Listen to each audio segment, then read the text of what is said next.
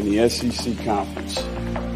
We're going to build the best football program in the SEC Conference. You have now arrived at Stadium in Gale. The kick, it's been blocked again! How about it? It's been blocked again! It's going to heat one deep down the field. It's going to be to the goal line. It's going to be gone! It's a touchdown! And the Gators have won the game! Tyreek Cleveland! How about it? I can't believe what I just saw! Dropping back to throw. Thompson fires the ball over the middle. It's Norrie! It's Norrie! Got a touchdown! Norrie's got a touchdown! Oh, man! Norrie's got a touchdown! Ahmad Black, in his final game as a Gator, takes it all the way home and sends Urban out the winner. You have now arrived at Stadium in Gale. Boys and girls, ladies and gents, not the same quarter, not the same time, but the depth chart dropped, so we got to pull up and talk some shenanigans and whatnot. Dan, what it do, baby? Man, it's good to be here. Glad we could make this work. Sorry, we're a little bit late, but we've had some of our best shows at the wee hours of the evening. So, man, good to have you. Hope your son's football practice was good, man. It was solid, man. Coach got long-winded with the post practice speech and whatnot, bro. I was trying to wrap it up. Almost had to wrap it up box for him like Dave Chappelle, man. But yeah, depth chart drop, bro. What do you think? Yeah, no, a lot of things to go over. So let's pull it up here. I do want to give a quick shout out to D. It's up. They're catching these hands. Waits is starting on the O-line. Montreal back too. We'll get into each position here. We appreciate everybody for watching. If you're watching on YouTube, hit the like button, comment. It helps the algorithm, helps us get out there more. Appreciate everybody for watching at 9:22 Eastern time today. So Corey, before we get into anything, biggest surprise, offense, defense, special teams, what's your biggest surprise? I think everybody's biggest surprise, probably Cam Waits. That's my biggest surprise. A few things. I know they saying the oars on the depth chart. So Big Dez may not be starting at nose tackle. Who knows? The streets are saying that's still Cam Jackson, but Cam Waits starting at right tackle out of left field, the transfer. We all thought that he was going to be the guy there. Crenshaw Dixon Jr., he's not the guy. Good development, in my opinion. I've been holding down Cam Waits for a little minute and holding him accountable to developing and getting better. Been holding Sell accountable with like getting out the guys that we brought in, either from the transfer portal, recruiting, whoever, developing these guys after being on campus several years, man. So glad to see that a big guy, a lot of size. He's going to be going against Bang. I just hope he's ready to play ball, but love to see there's a different face there in the competition played itself out at that spot. Absolutely. I think it's worth noting you mentioned the oars. The oars are listed in numerical order, so don't read it as Desmond Watson is ahead of Cam Jackson. They're just in numerical order. You'll see that with Justice Boone, Cameron James, or as you called him earlier, James Cameron, and Tyreek Sapp, right? That's big, baby. You'll notice that at the F position, the nose tackle position, the N position, the jack position, backup linebacker, the other linebacker position, the star position, lot of oars in there. But again, those are in numerical order, not necessarily in who is on top of the depth chart there. So let's run it down for everybody. At wide receiver, no surprise, Eugene Wilson, and backing him up is Aiden Mizell. No surprise there. We can just move on. Well, last show we kind of spoke about like Billy bringing up Aiden Mizell, and I didn't think that was by accident, and it kind of reflected itself on the depth chart. So, yeah, good stuff. Absolutely. So next is Shamiri DK and Marcus Burke as the next wide receiver slot that is there. Again, no surprise. We've heard good things out of Marcus Burke this offseason. DK comes over from Wisconsin. Maybe doesn't wow everybody during spring camp, during the spring orange and blue debut, but we've heard during the summer and during fall camp that he's really stepped up. Great opportunity for him to prove himself there. This is one of those or positions, right? We kind of all. I'm not sure if you did, Corey, last week. I'm not sure if we got your opinion on it. We have an Elijah Badger, Khalil Jackson, or situation at that third wide receiver spot. So again, we had heard and talked about Elijah Badger coming over during the summer, just getting used to Graham Mertz, getting used to this offense. A lot of haters didn't want Elijah Badger to be in that or spot, Silk, but lo and behold, the Arizona State transfer Elijah Badger is in the or for that wide receiver position. Yeah, Khalil Jackson may start because they're saying it's in numerical order, but I expect Badger to get plenty of reps at that spot. But a lot of speed at the position, good size. The smallest guy is Eugene Wilson at 5'10", but him separating, he plays 6'3", it don't even matter. But good size, good speed at the position, man. We definitely just the roster is tremendously upgraded from top to bottom, but the receiver rooms look stout and ready to go, man. I like it. Yep. And then, of course, Andy Jean is injured, and Tank Hawkins, you'll notice, is not on here as well. He is also injured right now. Moving down to left tackle, we've got Austin Barber, Devin Manuel, the transfer from Arkansas, and then freshman Fletcher Westfall. So you got a 6'6" and a quarter, a 6'7", and a 6'8" left tackle. 314, 319, and 321, respectively. Again, no surprise. We talked about all of that this offseason. Then at left guard, you have Najee Harris, who we talked a lot about in that position, Christian Williams, and then Rod Kearney, again, an or situation. I'm thinking that from what I've heard, Corey, I think what you've heard, it's probably Rod Kearney first and then Christian Williams. But again, 6'3", 6'4" and a quarter, 6'4", solid size there at that left guard position. 100%. Center, no Jake. No there. Yeah, no surprises thus far, really. Jake Slaughter, Rod Kearney, and Jason Zandamela, the transfer from USC. He is a freshman, but that is what that order is. Again, we expected Jake Slaughter. We expect Jake Slaughter to have a good year. No surprises. Then we get to right guard. We got Damian George, Bryce Lovett, and then Cam Waits, 6'6", 6'5", and 6'8". Anthony Beck here. Appreciate the super chat, my friend. I need Damian George to be on a very short leash. 100%. Also, too, at this spot, I definitely I think he is on a short leash, but also I think the back of a Damian George is probably Kearney, in my opinion. I know they got it because he's been repping at both left guard and right guard and also center. But I think if somebody was to go down, I don't think it would be Bryce Lovett to fill in at right guard. I think you plug in Kearney. I think he's the backup. If he's not, I think he's the backup guard on either side if somebody was to go down. In my opinion, this is not anything from the coaches, but this is just how I'm reading in between the lines a little bit.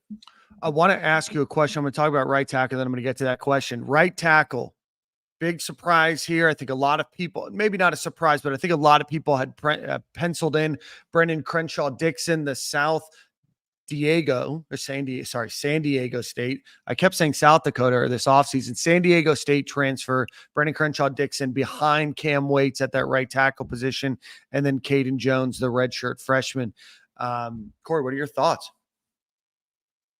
Cam Waits, man, won the job out. I wasn't very high on, neither was Nick. Nick can make it tonight, but Nick wasn't high on Crenshaw-Dixon at that right tackle, the transfer. He didn't hear great things from other coaches in the league out there where he came from. So glad that Cam Waits won the spot. Also, they feel real good about Caden Jones from what I understand, man. I know he's a young boy, but I know they feel really good about him at the position. But this is not the type of game that you want to throw him into fresh out of high school. But I'm surprised because what we were hearing is the starting five and right tackle was kind of locked in a little bit. I knew they wasn't high on him, Dixon at right tackle, but I thought he had the spot.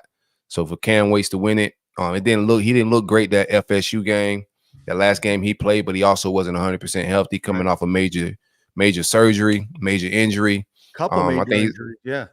Correct. So we'll see how it all plays out. Good matchup. He's gonna get tested for sure in front of Leonard Taylor. So we'll see if he's developing and Sale got him right. Either way, we ready to judge that line this fall for sure. Yeah, we've got a 6'6" and a quarter, 6'3", 6'4" and a half, 6'6" and 6'8" at the line of scrimmage, which is what you want. That's the size that you want. Corey, wanted to ask you a quick question. If Damian George isn't performing, we see Cam Waits listed as right guard. Do you think that there's a potential situation where you could see Cam Waits moving into right guard and Brendan Crenshaw Dixon moving up to right tackle? That's a possibility as well. I don't know how well Cam Waits has done. I know he's repped at right guard, but I want to see they got to put Kearney on the field. Yeah. So I would like if Cam Waits is my right tackle is it's a lot of responsibility at that spot. So I'd rather not, fool around and have the shenanigans going at tackle. If you're gonna whiff a little bit, I'd rather be inside than outside. You feel me? So not in my opinion, I would like to see Kearney go at guard, either one of the guards go down and keep Cam Waits if he's the starting tackle at tackle. But I mean, at all times, you got to put your best five on the field. Absolutely. Tight end, we got Arlis Boardingham, no surprise. Amir Jackson and Tony Livingston listed in the or situation right behind Arlis Boardingham. Hayden Hansen, 6'7" and 3/4 inches tall. I knew he was tall, man. I don't know if I knew he was almost 6'8", Big boy. 267 pounds, being backed up by Scott Isaacs and Tony Livingston at the tight end position. Man, Hayden may on the lowest of keys be a big weapon, bro. That's a huge kid. Yeah. Do want to see him run a little faster in space, but being 6'8", you're not going to be the most agile and most the lightest on your feet. But that's a really big target, especially in the red zone. Yeah, Scott Isaacs is a former walk-on. His dad actually played offensive line at Louisiana, played in 7 games last season in 2023. I think the one name that you don't see there is the transfer from the Air Force. Certainly that could be a name in the future as well at the tight end position. But again, no surprise.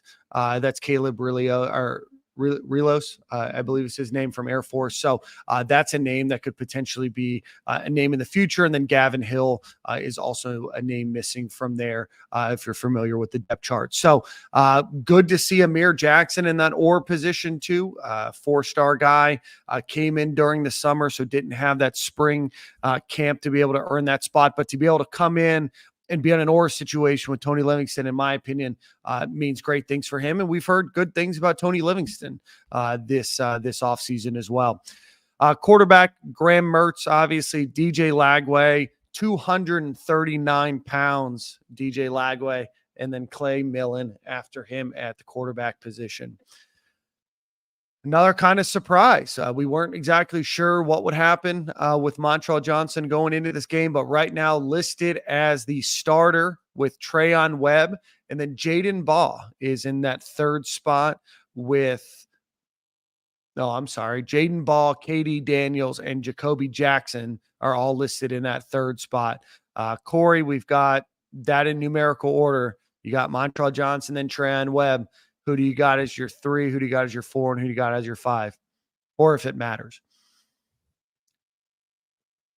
Yeah, those are kind of. I got Jaden Ball as my third. Just off of from what I heard camp wise. But Jackson, all these guys had good camps. Yeah. But I think 13 is just one of them special guys. You got to get the ball in his hands, man. Clearly, he's one of the bigger backs on the team. He's the biggest back at 227. Yep, 227. Jacoby Jackson's 209. Katie Daniels 197. Trayon Webb 211, and Montrell Johnson sitting at 216. Any further thoughts on the offense before we get to defense? Nah. Very good. I don't have any. At the F position, we've got Justice Boone, Cameron James, or Tyreek Sapp, and then LJ McCray after that. I think that I speak for the group when I say we probably expect Justice Boone to get the most snaps there, but was told not to count out Cam James being able to be a playmaker this season. And then certainly Tyreek Sapp is a guy that we've seen, make an impact when he's had the opportunity. So Corey, what are your thoughts on that F position? I think we'll see everybody in that position group play on Saturday. I'm hearing that the better pass rushes out of that bunch is James Cameron and LJ McCray, while the older guys are probably more stout in the run department, being older guys and in the strength and conditioning program a little bit longer. But true pass rushing and just pure pass rushing standpoint, I'm hearing that Cameron James and LJ McCray going to be hard to keep off of the field, especially Cameron James. So we'll see how the reps play out.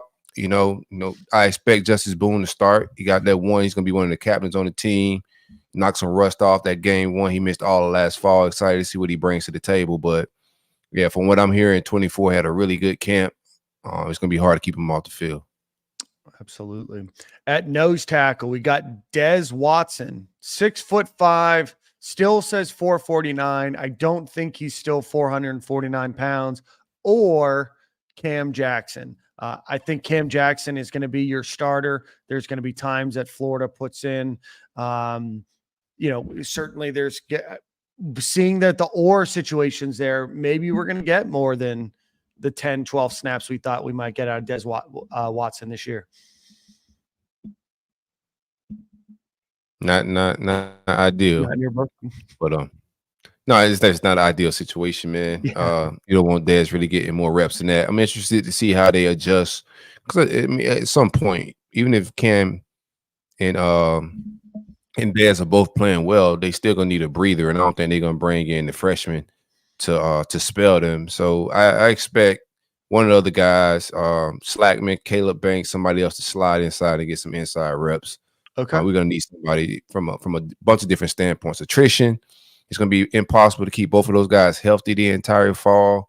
You're just going to need somebody else to spell them. And I don't know if the freshman is the guy that I want right there. The closer you get to the ball, the tougher it is to play in college football as a freshman. The other position that you will notice there as well is the end position. Florida considers that the other defensive tackle position. You have Caleb Banks, 6'5", and 3/4, 325 pounds, or Joey Slackman, 6'3.5", 300 pounds, the transfer from University of Pennsylvania, and then Kelby Collins after that at 6'3" and 3/4, 278 pounds. You've heard some good things about Caleb Banks. Obviously, there's some high expectation about what we might get out of Joey Slackman this year. But again, that's what you're going to see at that other defensive tackle position. And I think I agree. If there's a situation where Cam Jackson might not be able to play, and it's more of a 50-50, whether it's going to be a run or a pass, I think that there's a chance that one of those guys slide in. I do think if it's a run, I think Des Watson is going to be your guy on run support there. Yeah, one thing about the defensive line, they're heavy. This is a big, stout defensive line. Like, we have a big, strong team on both sides of the ball.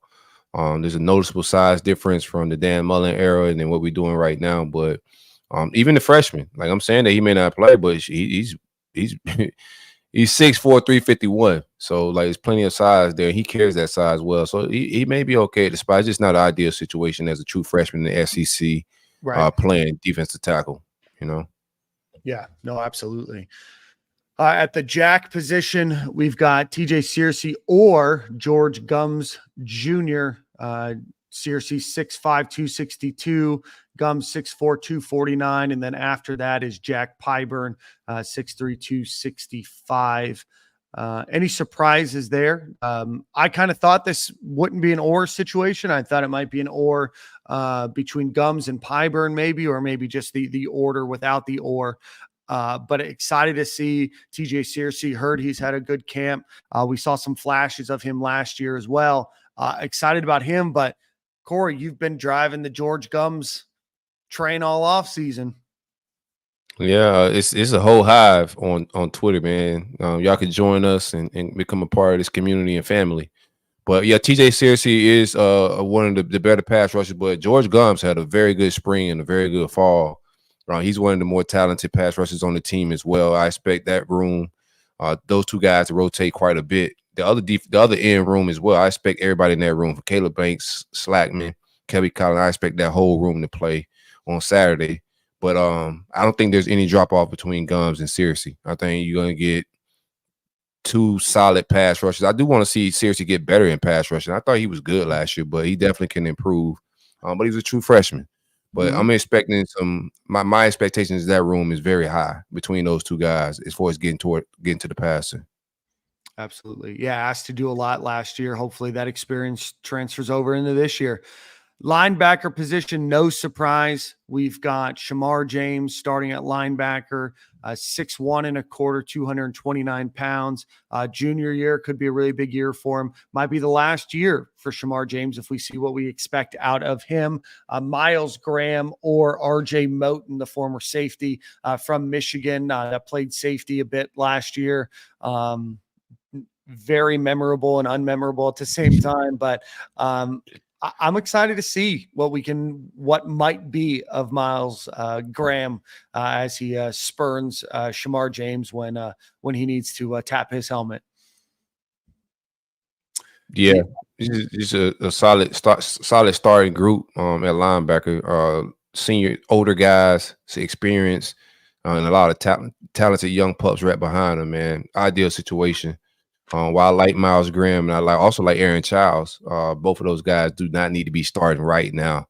Yeah, but towards the middle of the season, we'll see how they develop and if they can pick up more reps. But not bad talent guys that can get sideline to sideline.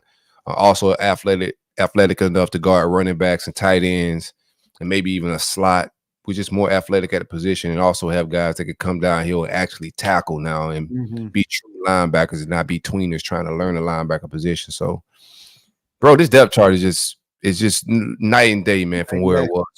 Yep. Yeah, no, absolutely. The other linebacker position, we got Grayson Pup Howard, 6'4", 238, transfer from South Carolina as a sophomore, or Derek Wingo. I know Nick said that Derek Wingo is going to probably start. You might see more out of him than maybe you expected, but right there with Pup Howard for that other linebacker spot, followed up by Jaden Robinson on the depth chart. And I know that we've heard some good things about Jaden Robinson. Played sparingly last season, but at the end of the day, a good linebacker group, athletic, and hope that Wingo can stay healthy and. Hopefully we can, see some improvement out of him top to bottom, but excited about that linebacker crew. And then you add the strong side linebacker. You got George Gums, Aaron Childs, and then Jamarcus Weston on that list to round out that group. So Gums, Childs, and Weston. So right now it looks like Shamar James, George Gums, and either Pup Howard or Derek Wingo in a situation where Florida has three linebackers out there. So again, a solid group, an athletic group. Looking forward to seeing what they might do against Miami. At the star position, you have Sharif Denson, who played quite a bit last year. It had a lot of ups, a few downs, as could be expected as a freshman. Played amongst the most snaps on the team last year.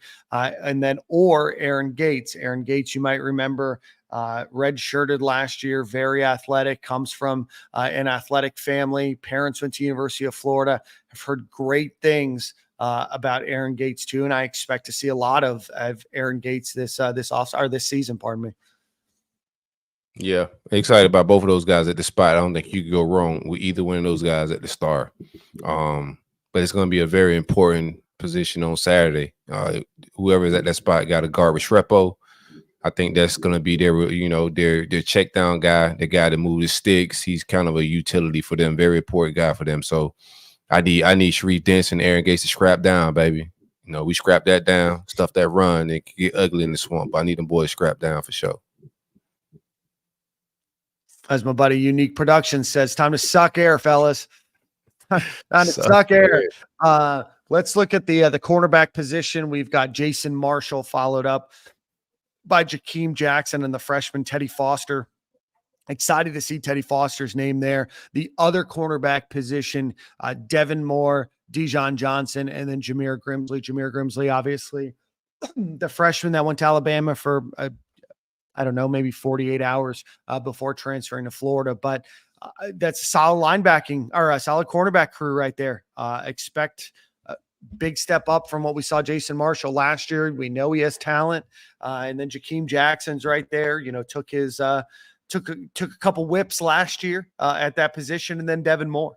I was on a ESPN station earlier today in Northwest Florida, and they asked me a guy who on the defense is a name that maybe a lot of people don't know of. And I said that Devin Moore, if he can stay healthy, is the type of guy that can be an all SEC, maybe an all American type player. But excited about what that group of Marshall, Jackson, Moore, and Johnson could be.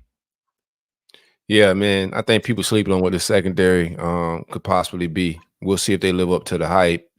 Most of the secondary is guys that we beat Miami for.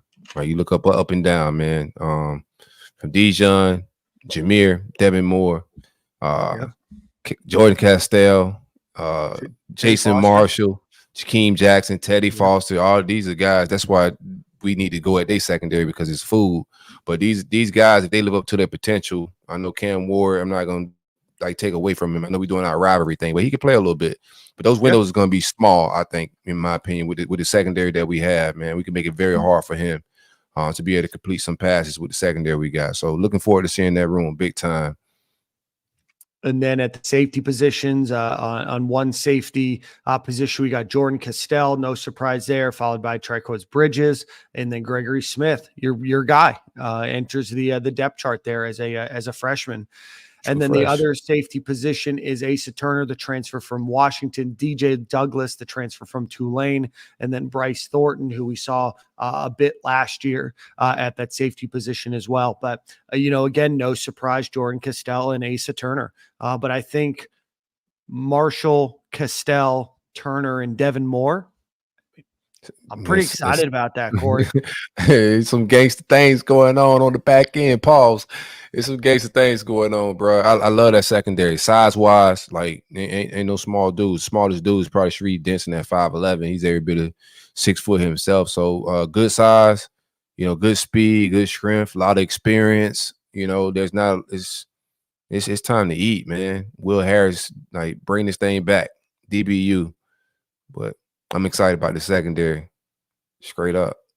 Even if we spell, who you think's the first come off the bench? I don't know if the cornerback, if it's left, right, really locked in like that. So you think it's Jakeem Jackson or Dijon to come off the bench first if one of those guys to go down?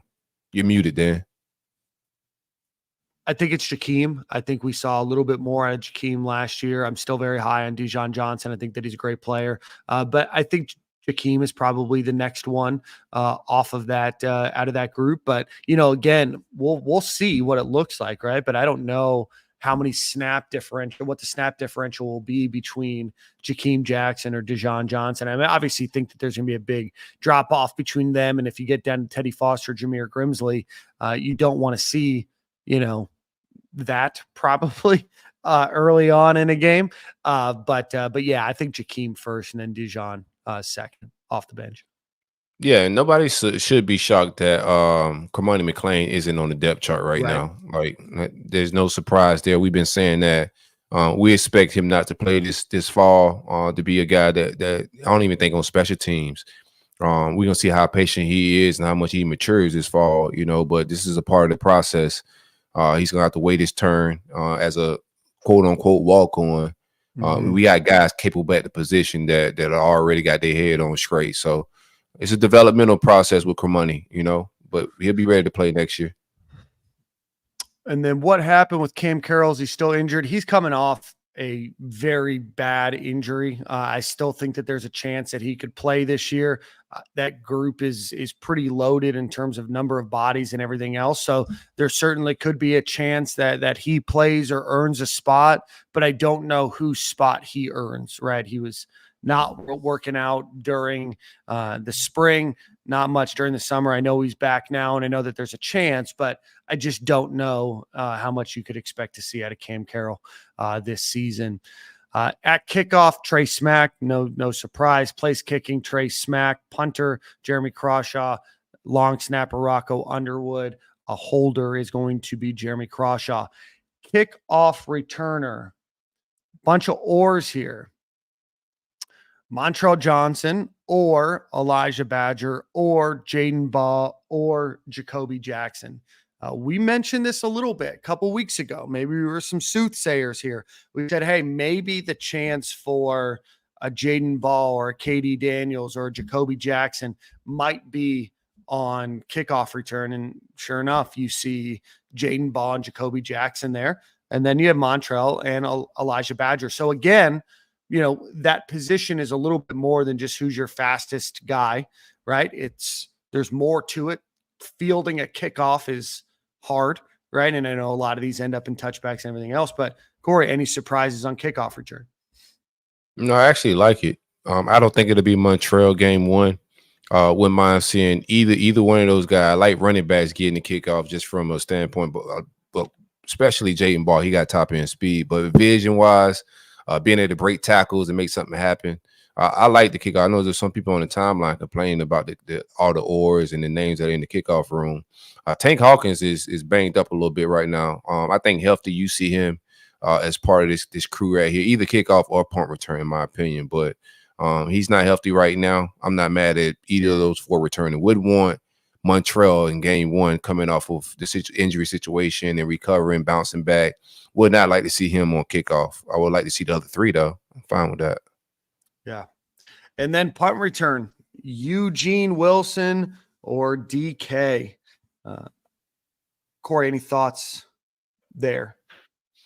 I got to see more wiggle from DK for him to be at punt return. I think punt return just require a little bit more wiggle. And I don't want us to get too safe with just trying to get a for sure catch, man. I think it's an opportunity to make a play happen and flip fields at sometimes. But loved Eugene Wilson there as a starter.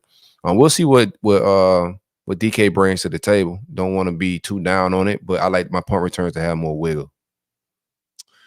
Yeah, he returned kicks, and in 2023, he returned 12 punts for Wisconsin. DK did.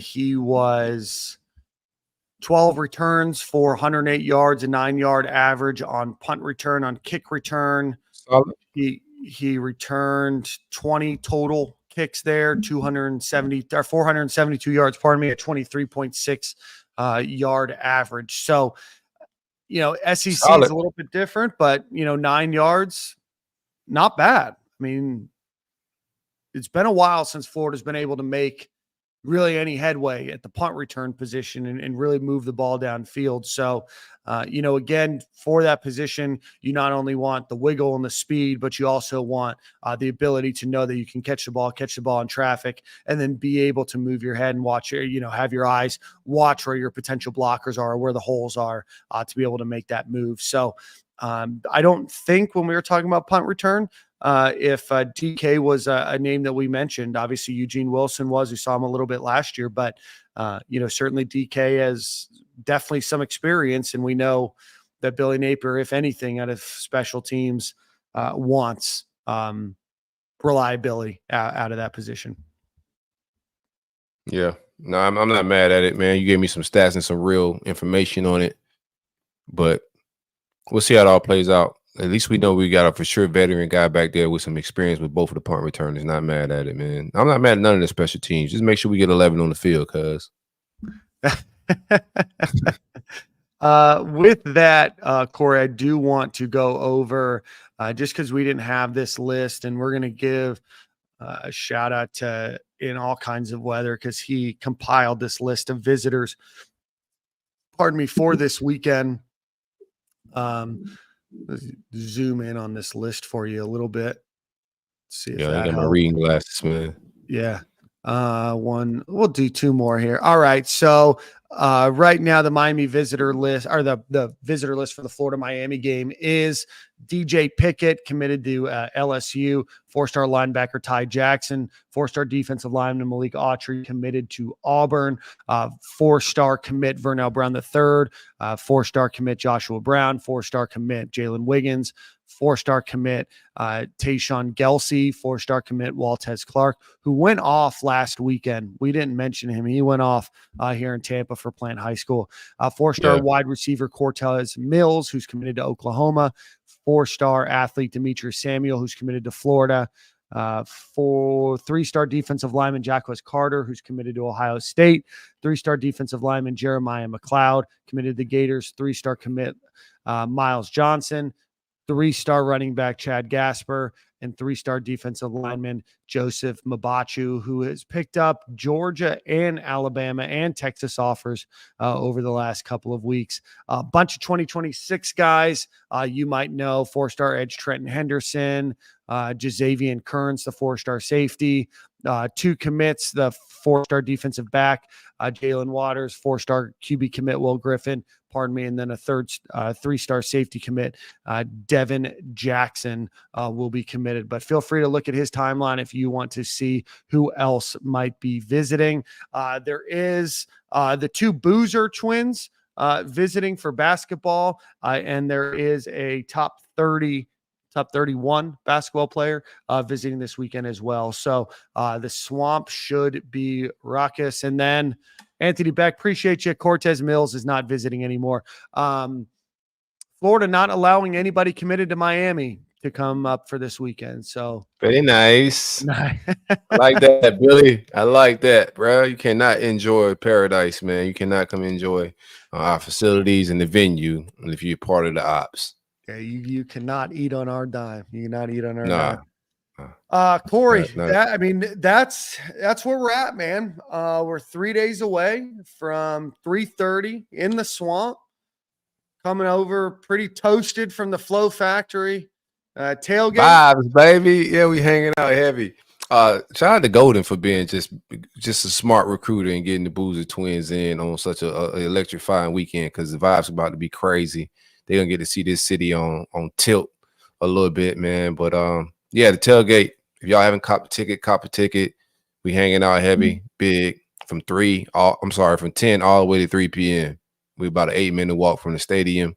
You can go on poshvip.com or go to our Twitter account for Flow Factory, and there's a link right there on the page. So, in all kind of weather, man, pull up. And then I had the opportunity to go down to the Sarasota Gator Club, so appreciate them for having me. I got to sit down with Kelly Ray Finley, the women's basketball coach.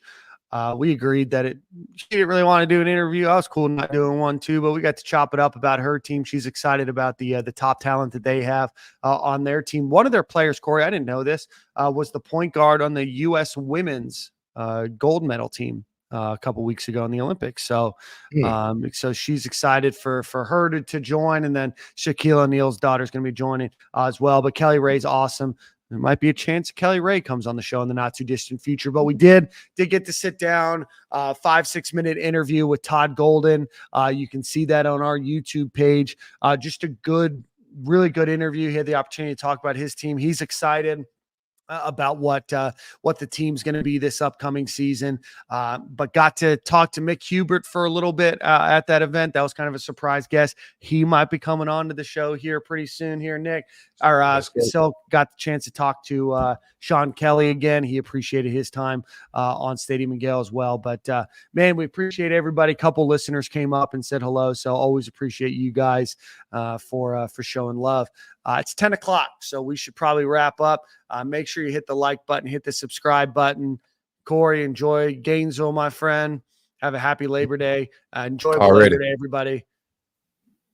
Go Gators. Go Gators, man. Gators big on Saturday, bro. You know what I'm saying? You're going to wish you was in the city if you're not in the city, dog, because Gators big, baby. Absolutely. Well, we'll see you guys. Same corner, different time next week. Appreciate you.